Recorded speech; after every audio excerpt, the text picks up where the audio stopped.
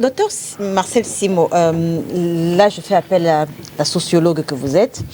Il faut dire que sur les réseaux sociaux, dans l'espace public, l'homme d'affaires Amougou Belinga a été condamné bien avant même que le commissaire du gouvernement ne signe le mandat de dépôt qu'il a placé. Mais à quelle peine il a... Attention, quand il dit qu'il a été condamné, sur les réseaux sociaux. Sur les réseaux sociaux. Non, même la condamnation, dans ce cas, n'est pas forcément une peine qui est prononcée. Ça veut dire le déclarer coupable, le dire qu'il est l'auteur de ceci, cela. Voilà ça, la notion. Il avait très bien compris, monsieur Nguidjo l'avait très bien. Monsieur Nguidjo l'avait très bien. Alors, comment est-ce que la sociologue, monsieur Nguidjo,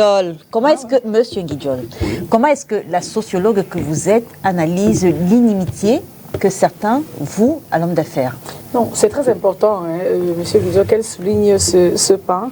Et c'est ce que je tente de dire là depuis la désinformation que nous avons au niveau des réseaux ou alors la perception que l'Afrique et le Cameroun avec a essayé d'avoir avec les réseaux sociaux. On a un individu qui, j'ai pas envie de dire mal aimé des autres, parce que j'ai pas des éléments pour mesurer le degré d'amour ou alors la quantité d'amour que l'on peut bien lui porter, mais je peux comprendre que c'est quelqu'un qui a, si on essaie de faire un portrait sociologique, ça au moins vous n'allez pas m'empêcher de le faire, c'est ce que tout le monde voit, un portrait sociologique de ce citoyen camerounais. On va simplement dire que c'est un monsieur, j'ai pas envie de dire imbu de sa personne, mais très sûr de lui, il faut le dire comme ça de manière beaucoup plus polie. On a un citoyen camerounais qui est très sûr de lui, on a un citoyen camerounais qui, à chaque fois lorsqu'il a l'occasion, vous démontre qu'il est suffisamment à l'abri du besoin. Voilà des éléments qui le soulignent.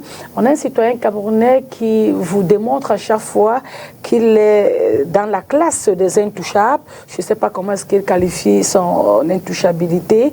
On a un citoyen camerounais qui, malgré, parce qu'il faut également soulever ce pan, malgré tout ce qu'il fait pour le Cameroun, parce qu'au-delà de ça, moi je vois derrière tous ces images, tout ce portrait-là, un entrepreneur camerounais qu'il faut imiter. Parce qu'on a quand même un Camerounais qui a, je crois, on m'a parlé d'une vingtaine d'entreprises qui, heureusement, embauchent de milliers de Camerounais. Donc je crois qu'il y a ces éléments de la surestimation de soi qui a été mise en exergue par le responsable de Vision K, qui malheureusement a donné chez les uns et les autres un sentiment, n'est-ce pas, a créé, n'est-ce pas, un certain désamour au niveau de certains Camerounais qui se disent mais comment celui-là vit à un certain niveau et moi pas, et ça crée tout de suite ce qu'on va voir, cette jalousie, ce mépris, et du coup lorsque on vous dit voilà ce monsieur qui était à un piédestal très élevé, ce monsieur qui était pratiquement intouchable, ce monsieur qui chaque fois vous disait qu'il est à l'abri extrême du besoin et dans des salles gras. Alors du coup, j'en suis convaincue que des gens ont même fait des jeûnes et des prières pour dire arrêtez-le tout de suite, arrêtez-le le lendemain, n'attendez pas, ne posez pas de questions. Parce qu'il n'avait pas... peut-être il y a eu ce manque d'humilité au niveau de son comportement qui pouvait amener les uns et les autres à pouvoir se rétracter et marquer leur désaccord par rapport à l'individu.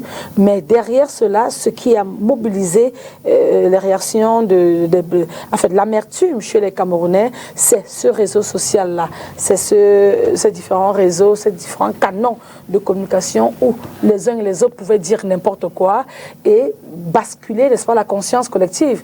Parce que derrière ça, il y a cette conscience collective qu'il faut prendre avec beaucoup de sérieux, et c'est là où j'insiste sur la désinformation, que certains partis politiques le font à dessein pour amener les Camerounais à verser dans une certaine sensibilité au niveau des informations.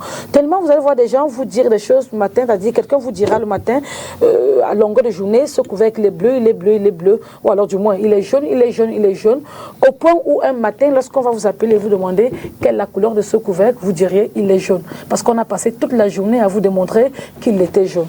Donc des gens le font à dessein, des gens le font de manière calculée parce qu'ils ont un intérêt précis là-dessus, mais simplement le désamour qu'on va observer avec ce suspect, je crois que c'est limite simplement au niveau de son comportement vis-à-vis des uns et des autres, et surtout dans l'espace public.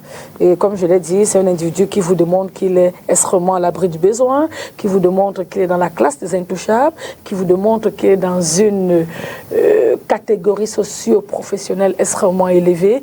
Et du coup, comme ça ne plaît point aux uns et aux autres, on arrive à avoir des comportements ou alors des sentiments différents de cette manière-là.